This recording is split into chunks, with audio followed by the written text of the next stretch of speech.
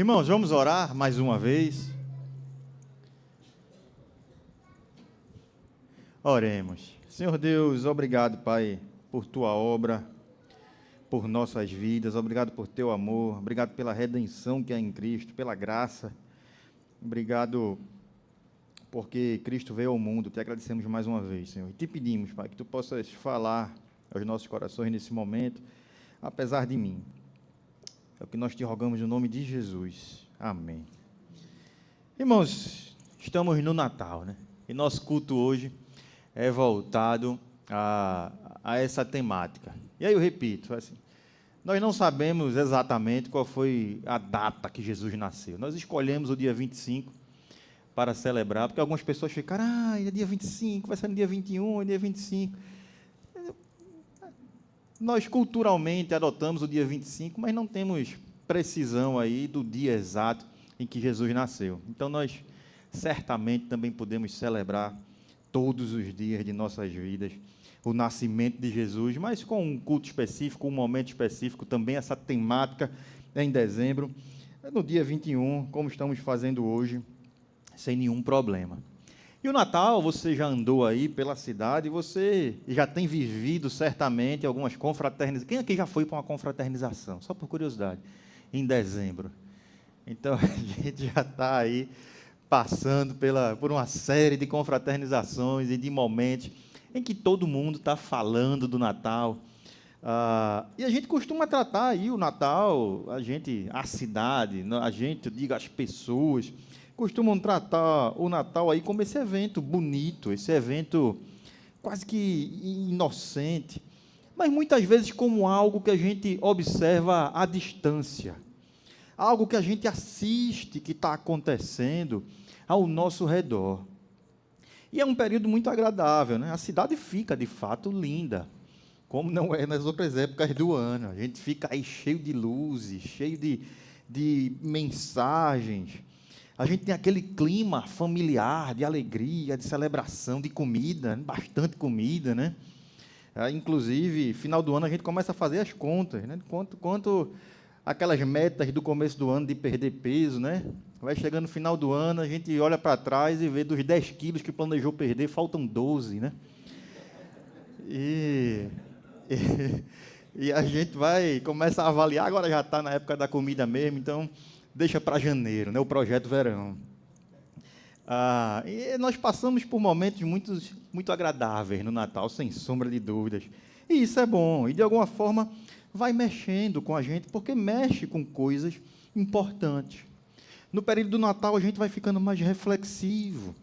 A gente começa a tentar agir de uma forma melhor. A gente, às vezes, até começa a fazer aquela caridade que a gente não fez o resto do ano inteiro, né? Mas aí a gente chega ali em dezembro, a gente começa a comprar umas cestas básicas para doar, a gente começa a buscar uma instituição para ajudar. E a gente começa também a ser levado, então, por esse sentimento de auxílio, de socorrer aqueles que estão precisando. A gente começa a receber cartõezinhos, né, mensagens, correntes de WhatsApp, e por aí vai, sempre falando de paz, de luz, de harmonia, de perdão, de amor e tantas outras coisas aí. Parece que tudo vai se revestindo de um ar mais sublime. Todo mundo que agora quer fazer aquela coisa certa. A verdade é que vai chegando dezembro, ou chega dezembro, e o mundo parece que dá uma pausa para vestir uma outra roupa que estava guardada lá no armário até então. Mas é aí que a gente começa a perceber alguns indícios que talvez nem tudo seja o que parece. A roupa estava guardada lá há muito tempo, e quando essas camisas começam a circular por aí, parece que também vai subindo no ar aquele cheiro de mofo. Feito o pessoal do Santa Cruz, quando o Santa Cruz subiu, né?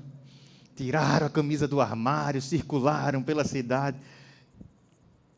Mas a gente começa a ver essas novas vestes andando por aí.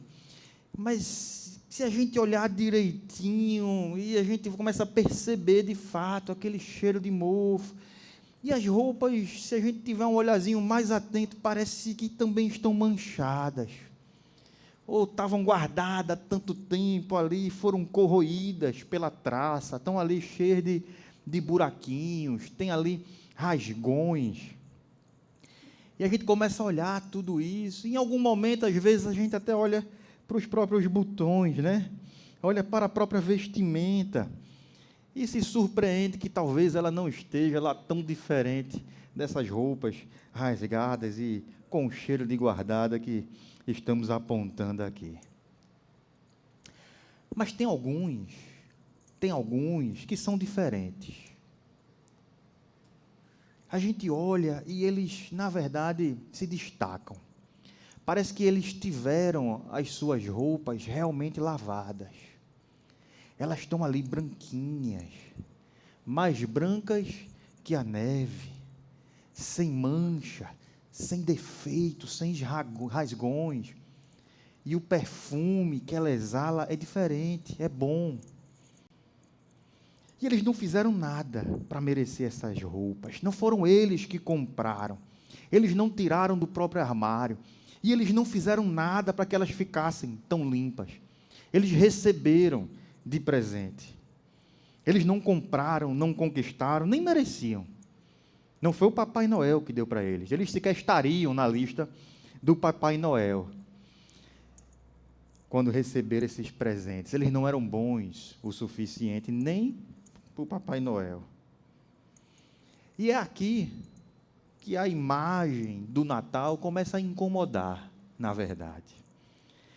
Porque se a gente for honesto, a gente começa a perceber que trocar a roupa por alguns dias não resolve o problema. O mofo não sai com perfume. As manchas não desaparecem com boas intenções, com boas ações. Os rasgões não se fecham com gestos de bondade.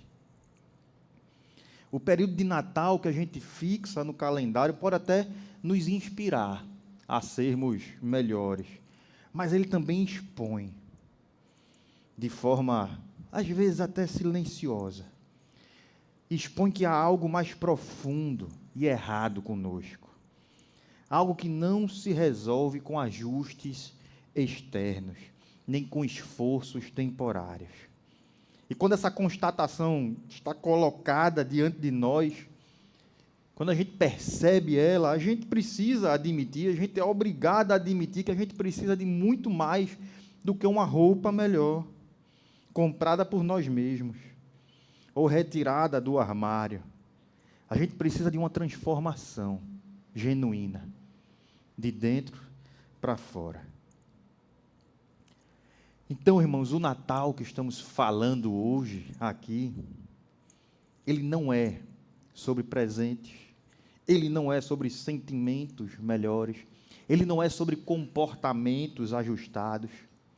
O Natal é sobre Deus entrando na nossa realidade para nos transformar, porque as nossas roupas estão ali expostas, manchadas, rasgadas, impossíveis de serem limpas por nós mesmos. E é isso que a gente vai encontrar no texto que a gente vai ler aqui hoje.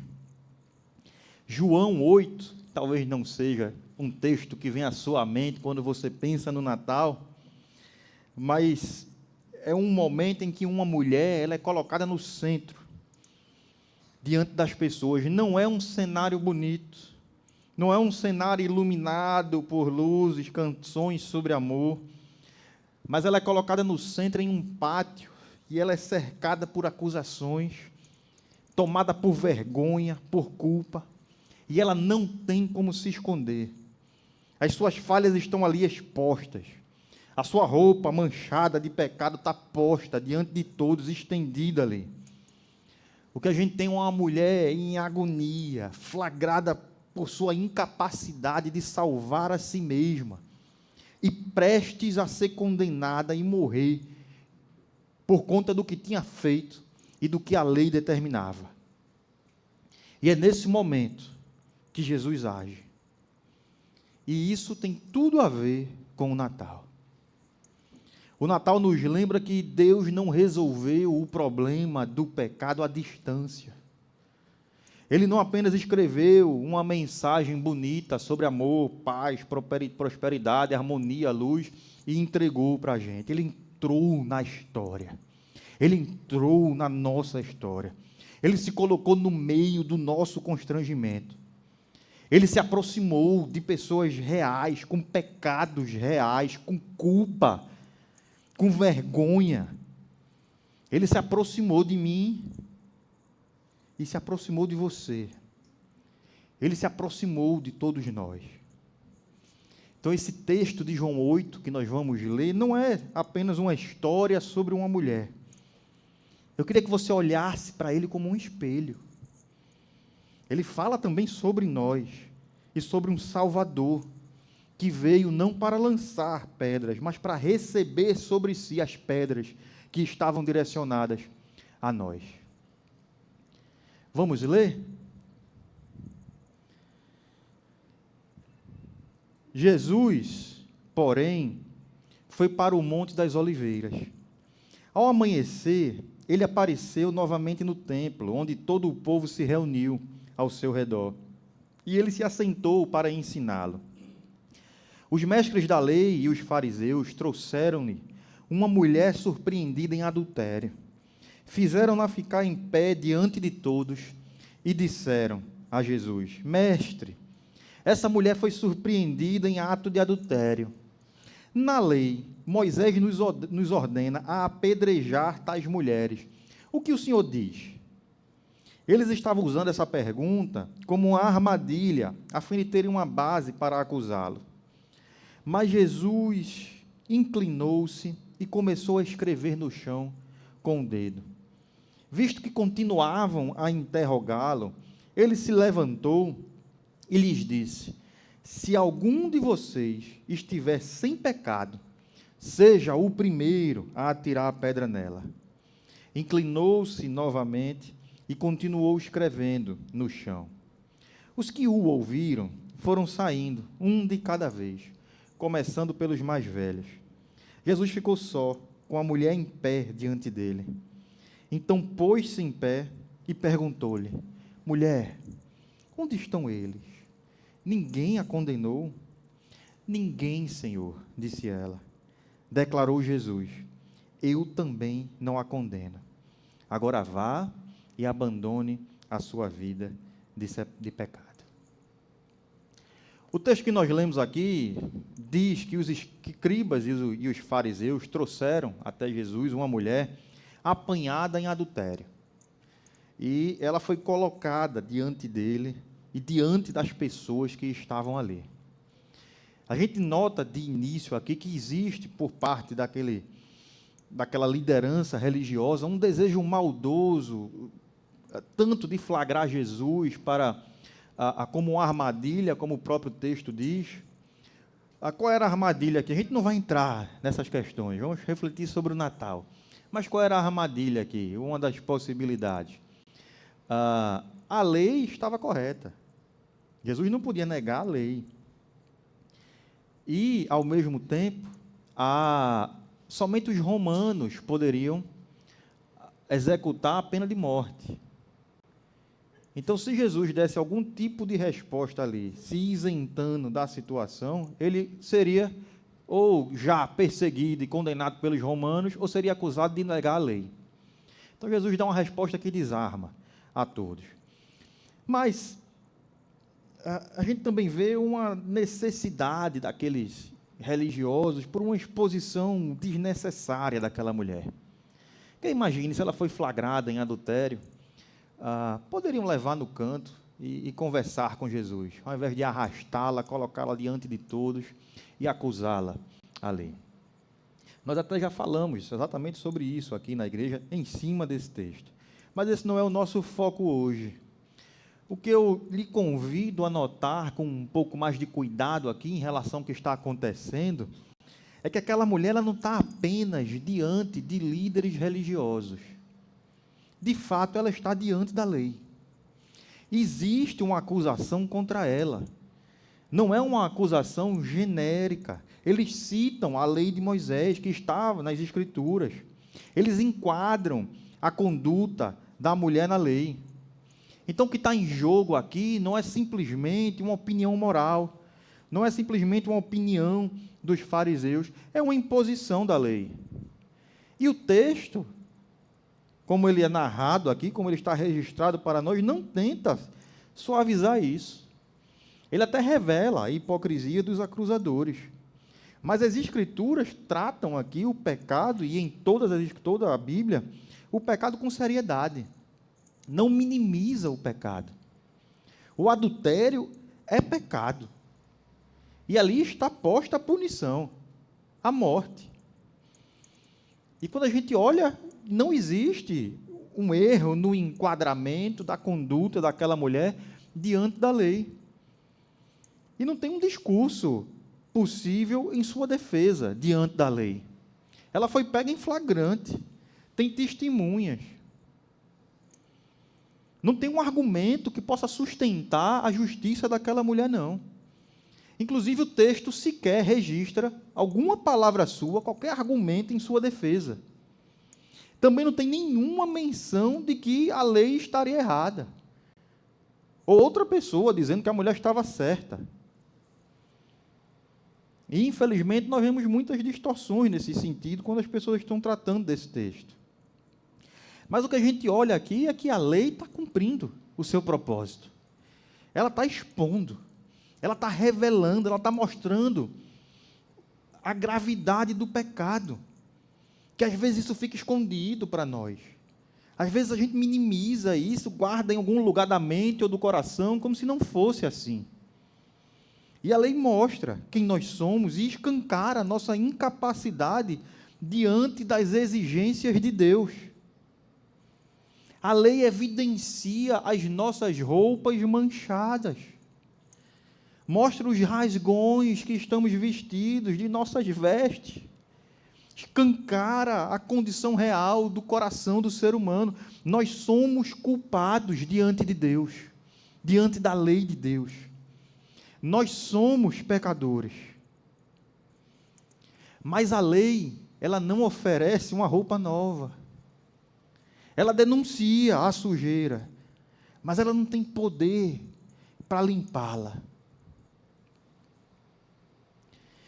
E para ser claro, essa cena aqui não revela apenas o pecado daquela mulher. Ela revela a condição humana. Lembra que eu falei, olhe para esse texto como um espelho?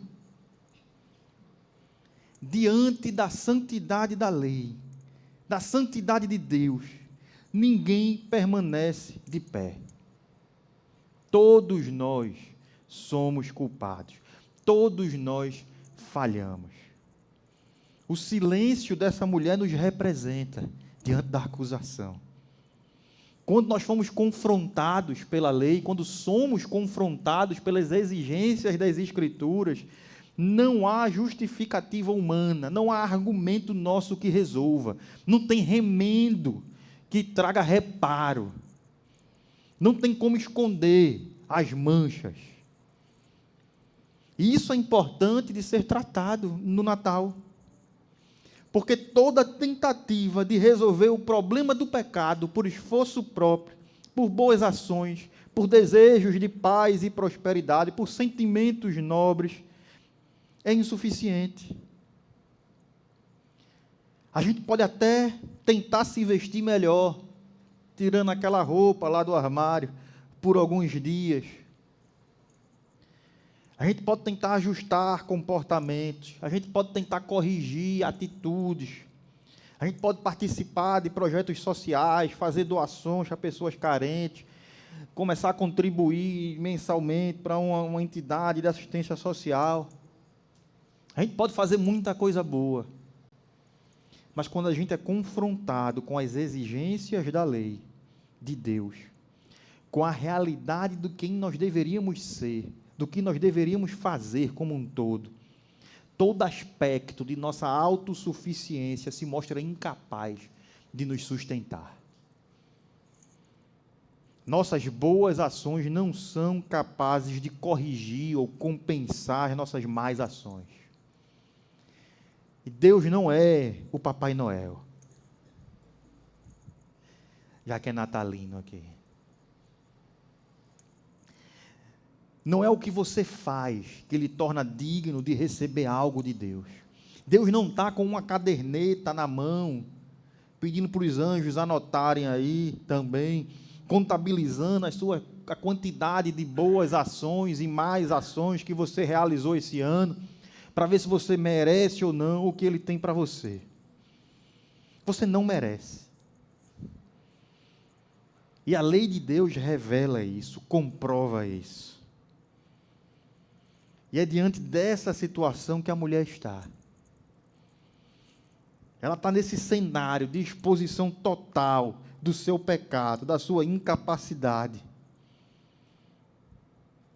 E o texto expõe isso. Mas o texto avança. A mulher continua de pé ali, a lei continua exigindo, as pedras estão nas mãos, mas algo está prestes a acontecer. Jesus vai entrar na história dela. Jesus vai agir. E isso vai mudar tudo. Depois daquele silêncio inicial, quando expuseram a mulher ali diante de Jesus, quando a cena está acontecendo, Jesus se inclina, se baixa, se acocora, vamos dizer assim, e começa a escrever no chão com o dedo. O texto não nos diz o que é que Jesus estava escrevendo. E aí tem gente que começa a divagar sobre isso aí.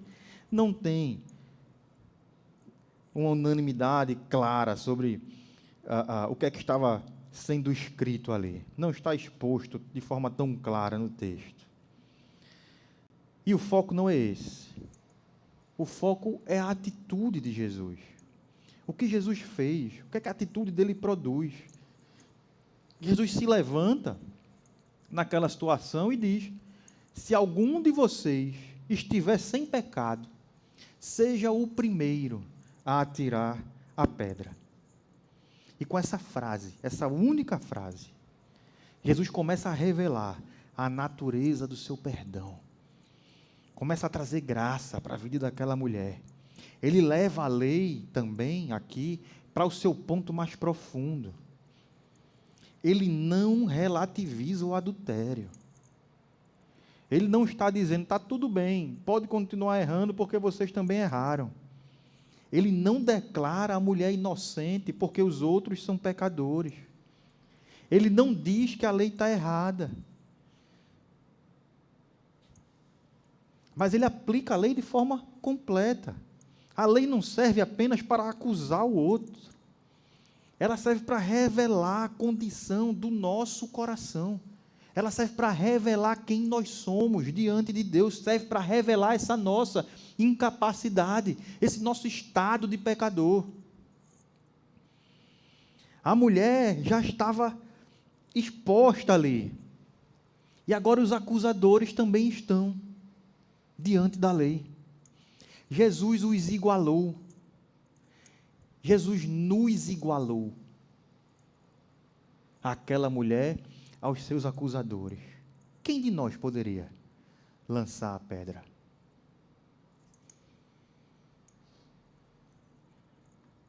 A lei que eles usaram contra aquela mulher, agora se voltou para eles como um espelho. A exigência de santidade que eles impuseram àquela mulher, agora recai sobre eles mesmos. E o texto diz que, quando eles ouvem Jesus falar isso, eles começam a ir embora, um por um, começando pelos mais velhos. E isso não é um detalhe sem importância, se começar pelos mais velhos. Os mais velhos são aqueles com mais história, né? Mais tempo, mais sabedoria, menos impulso. E são os primeiros aqui, parece, a perceber que a lei não é um chão firme, onde eles podem apoiar a própria santidade, mas que ela revela, repito, quem eles realmente são diante de Deus. E uma a uma, aquelas pedras vão sendo soltas no chão, caem no chão, as mãos se esvaziam. Essa cena também revela algo profundamente atual. É muito mais fácil, e a gente se perde nisso. A gente deixa o coração se enganar. É muito mais fácil apontar o pecado visível do outro do que lidar com o pecado do próprio coração, do que olhar para si mesmo, do que analisar-se, examinar-se com sinceridade diante de Deus. E esse tipo de postura é um obstáculo tremendo para que a gente se aproxime de Cristo. Esses homens, eles estavam vestidos pelo zelo da lei, mas eles não estavam dispostos a se analisarem, se examinarem diante dessa mesma lei. Eles exigiam perfeição da mulher, mas eles não aceitavam essa mesma exigência sobre si. Eles acusam, mas não se examinam. E o Natal verdadeiro, o Natal que estamos celebrando, confronta exatamente esse tipo de postura. Ele desmonta a ideia de que existem pessoas boas o suficiente para se colocarem de pé diante de Deus segurando pedras. Todos são culpados. Todos precisam baixar a guarda, soltar as pedras no chão. Diante da verdade de Deus, da santidade de Deus, a justiça própria, a nossa justiça, não se sustenta. Ela cai. E quando ela cai, o cenário muda. Quando a gente permite que isso aconteça. Quando a gente é confrontado com a verdade e reconhece a verdade como tal, valoriza a verdade. Jesus conduziu a história daquela mulher para esse momento. E nesse momento a acusação cessou. As pedras caíram. E agora não existe mais uma plateia, não tem mais debate sobre a situação, não tem mais um discurso religioso, não tem mais tribunal. A cena que a gente está agora no texto, que a gente foi avançando, a gente está agora somente em cena, uma mulher pecadora e um Salvador sem pecados. A gente chegou no momento desse encontro pessoal daquela mulher com o Salvador. E é nesse momento que algo novo acontece. Jesus se levanta e pergunta: mulher, onde estão eles? Onde estão teus acusadores? Ninguém a condenou? Jesus não faz essa pergunta para ter informação, não. Mas para mostrar àquela mulher a nova realidade que está posta diante dela. A acusação cessou, a condenação foi retirada, o peso que estava sobre ela não está mais ali. E ela responde: ninguém, Senhor. Essa é a primeira vez que a mulher fala no texto. E ela não fala para se defender, mas para reconhecer o que aconteceu. Ela não dá desculpas, ela não tenta reverter a situação, ela não tenta explicar com jeitinhos, inventar uma mentira para mascarar ou negar o seu pecado. Ela está reconhecendo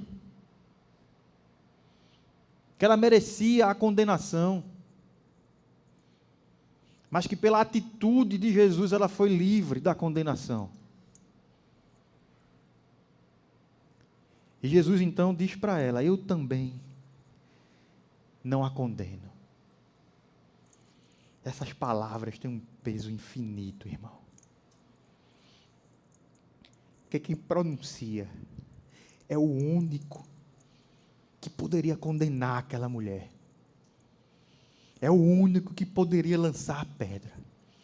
Ele era sem pecado.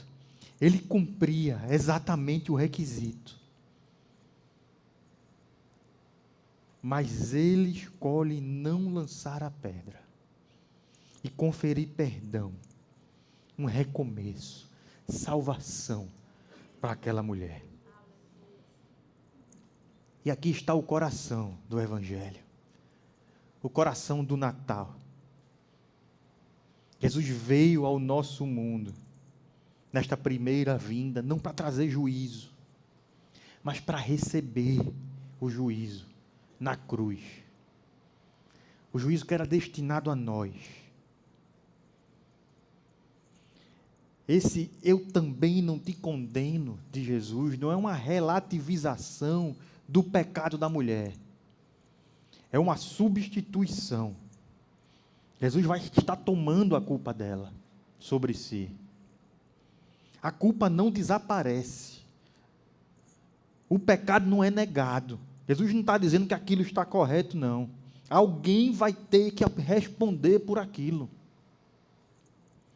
E o Natal aponta para isso. Jesus, o nosso Deus, que nasce em Belém, é o mesmo que caminha em direção à cruz.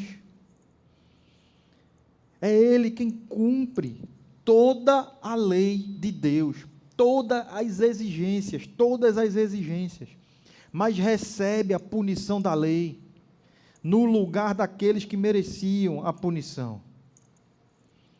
A mulher, ela sai dali com algo que ela não comprou, ela não conquistou, ela não merecia.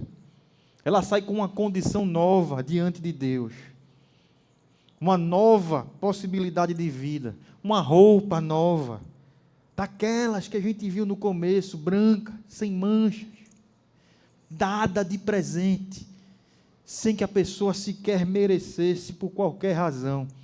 E a vergonha foi coberta, a condenação foi retirada, a história foi reescrita.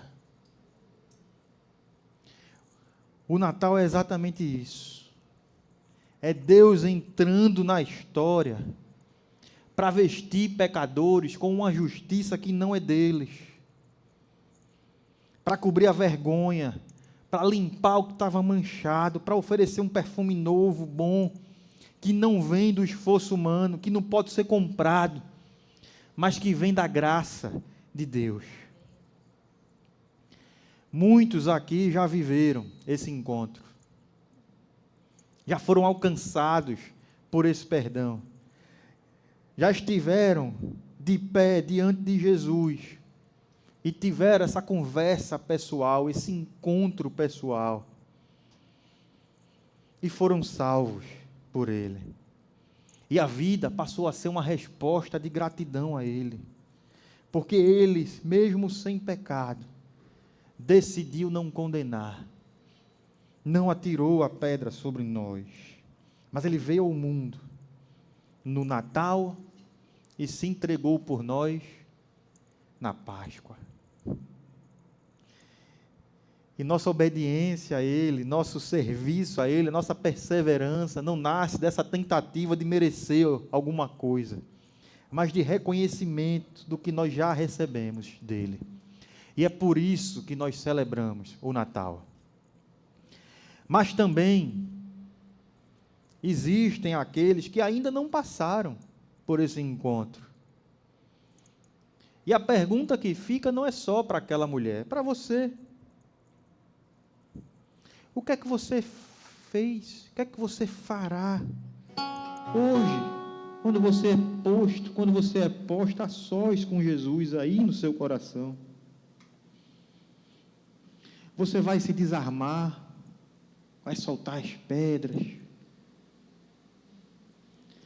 você vai ficar tentando se justificar, ou você vai aceitar, vai se render com humildade e fé à graça que Ele oferece. Esse texto, para mim, é um dos que mais mexem comigo, que eu acho que ele nos leva ao limite, ao lugar onde não existe defesa, argumento, justificativa possível sobre o nosso pecado, por nossa própria obra, por nosso próprio pensamento, por nossa própria ação. Aqui nesse texto, tudo que sobra é a verdade sobre quem nós somos, sobre quem aquela mulher era, e sobre quem Cristo é. Aquela mulher, ela não saiu dali melhor do que entrou no sentido de um esforço próprio. Ela saiu dali perdoada. Ela saiu ali alcançada por uma graça que não negou o pecado, mas que lhe conferiu perdão, porque Cristo pagaria o preço do pecado. E isso muda o destino dela, muda o seu destino. Mudou o meu destino. E é isso que o Natal anuncia. Não é um convite para tentarmos ser melhores por alguns dias, mas é Deus entrando na nossa história para fazer por nós aquilo que nós jamais conseguiríamos fazer. E quando o texto termina, não sobra muitas explicações, mas essa música que nós vamos cantar mostra quão maravilhada nós podemos ficar diante desse Cristo tão amoroso, tão grandioso, que era sem pecado e não nos condenou. Quem é esse que se colocou entre o pecador e a condenação e recebeu sobre si aquilo que era nosso, as pedras que eram direcionadas a nós? Esse é Cristo, o Salvador, o Deus que se fez homem para habitar entre nós, e não apenas morreu por nós, Ele viveu por nós. Aqui, Ele viveu a vida santa e justa que a lei exigia, em nosso lugar. E é por isso que nós agora cantamos. E eu lhe convido a cantar de fato, de todo o seu coração. Não para encerrar o culto simplesmente, mas para responder ao que você ouviu agora com adoração. Para dizer diante de Deus que Ele lhe encontrou quando não tinha mais saída, e por isso você celebra, você está feliz, e você o recebe na sua vida, você entende a sua obra. Vamos cantar? Vamos ficar de pé?